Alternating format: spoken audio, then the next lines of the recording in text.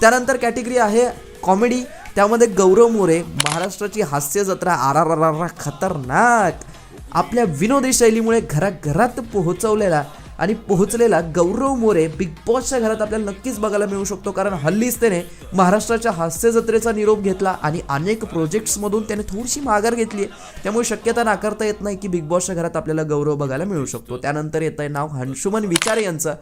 मागच्या सीझनमध्ये जसे पॅडी दादा आपल्याला बघायला मिळाले, तर त्याच लाईनमध्ये आपल्याला अंशुमन सरांची सुद्धा बिग बॉसच्या घरात एंट्री बघायला मिळू शकते.